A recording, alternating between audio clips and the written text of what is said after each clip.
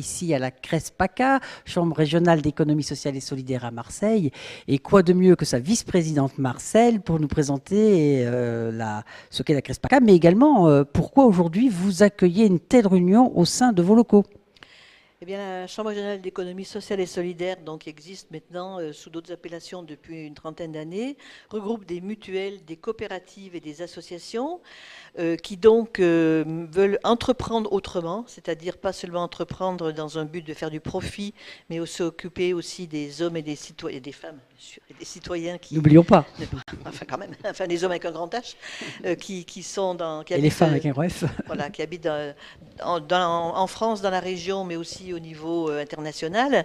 Et donc, nous avons la volonté de faire travailler entre les acteurs et de créer des synergies, de faire connaître aussi l'économie sociale, y compris même maintenant, on a un accord avec l'inspection académique ex-Marseille, et aussi donc de promouvoir cette façon d'agir qui, je pense, répond à des besoins de la population plutôt que ces grands groupes qui sont utiles certes, mais qui ont d'autres modes de fonctionnement. Alors pourquoi aujourd'hui la CRESPACA justement est attentive à cette idée des médias citoyens?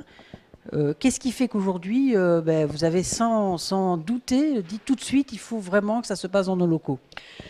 Parce que je pense que un des rôles essentiels de la CRES, en dehors de la promotion, il y a le mois de l'économie sociale qui va avoir lieu en novembre, en dehors des relations avec les institutions, a pour rôle de faire travailler, enfin de favoriser le travail ensemble, la coopération, la mutualisation d'initiatives qu'on juge intéressantes. On a travaillé sur la culture, on a travaillé sur beaucoup de dossiers qui font qu'on essaie que les acteurs de l'économie sociale se rencontrent soit dans les territoires, soit ici à Marseille, parce que cette initiative est plus importante puisqu'elle est à niveau régional et je crois au-delà. Alors, médias citoyens, aujourd'hui, on voit bien que on est submergé par l'information médiatique, par un certain nombre de choses. Est-ce qu'aujourd'hui, il y a une niche pour vous, il y a un espace pour ces médias citoyens qui ne sont pas forcément encore vraiment dans la culture de l'économie sociale et solidaire? Mais d'abord, je pense que l'information qu'on reçoit par les télés sont des informations descendantes. Je pense que les citoyens n'ont pas les endroits pour s'exprimer. Donc, c'est vraiment pour moi un intérêt important qu'on puisse faire remonter ces informations, ces actions. Enfin, moi, je travaille beaucoup dans les centres sociaux des quartiers nord de Marseille. Je vois tout ce qui s'y passe dont on ne parle jamais, puisqu'on parle que des choses malheureuses qui s'y passent et pas du tout de tout ce qui existe en termes d'initiatives. Donc, je pense que ce soit là ou dans des territoires ruraux où il y a un isolement de plus en plus important, ces médias citoyens, justement, ont un rôle essentiel à jouer. Écoutez, merci Marcel. Donc on va pouvoir travailler ensemble tout au long de cette journée. Alors on va commencer par accueillir Thierry Borde qui va un peu nous... Alors on accueille bien sûr, merci, bienvenue, rentrez, je vous en prie. Là, vous pouvez vous installer. Thierry va nous parler un peu de cette histoire des médias citoyens. Je pense que pourquoi cet appel s'est lancé au mois de juillet aux appels aux usages coopératifs de Brest? Qu'est-ce qui s'est passé?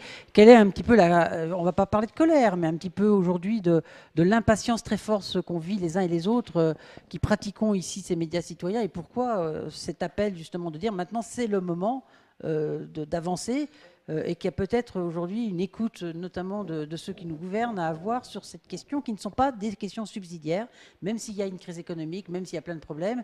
Il ne faut pas oublier aussi que plus il y a une crise économique, plus les besoins d'expression des gens et entendre leurs paroles est certainement important. Alors Thierry, je crois que c'est le moment. Alors Thierry va prendre votre place. Marcel, on va accueillir Thierry.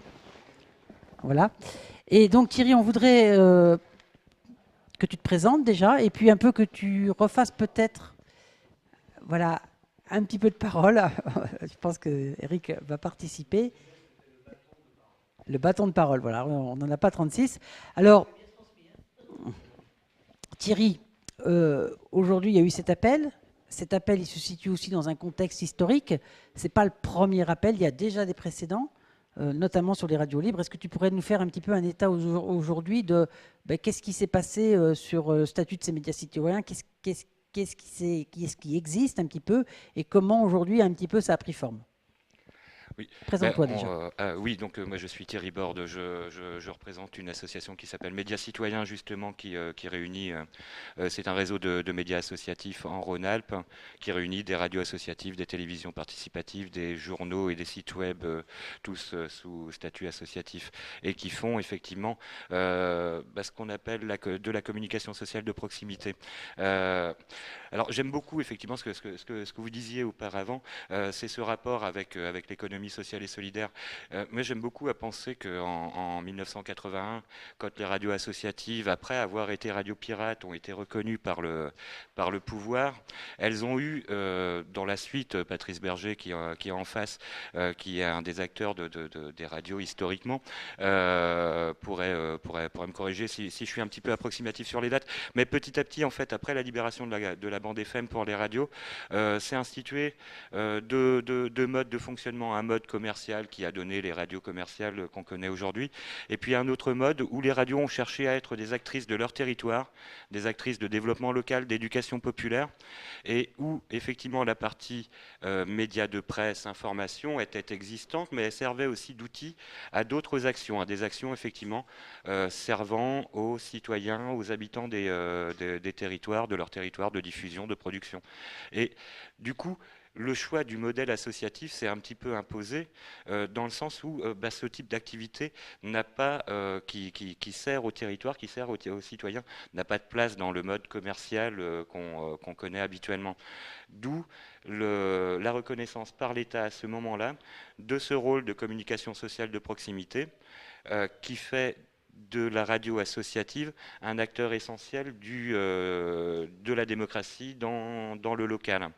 Le, Par contre, effectivement, pour aller un petit peu plus vite, c'est une chance que n'ont pas eu les télés associatives, les nouvellement les sites web, mais sinon la presse écrite qui existait aussi auparavant, les télés participatives, pour parler d'elles, ont eu une histoire très parallèle avec celle des radios associatives, mais beaucoup plus cachée. Mais c'est vrai que si on remonte à Télé Soja, je crois qu'on remonte à la fin des années 70, Télé Mille Vaches est né dans le début des années 80 pour les plus grands noms. Et donc cette histoire a été parallèle, mais il n'y a pas eu cette reconnaissance. Malgré des lois sur l'audiovisuel, malgré tout un tas de choses, seule la radio associative a pu bénéficier de ces aides d'État et de cette reconnaissance. Ouais. Donc aujourd'hui, on est vraiment dans un désert, c'est-à-dire qu'aujourd'hui, le statut de média citoyen qui est pour les radios, on va les appeler comme ça, n'existe pas pour la partie audiovisuelle.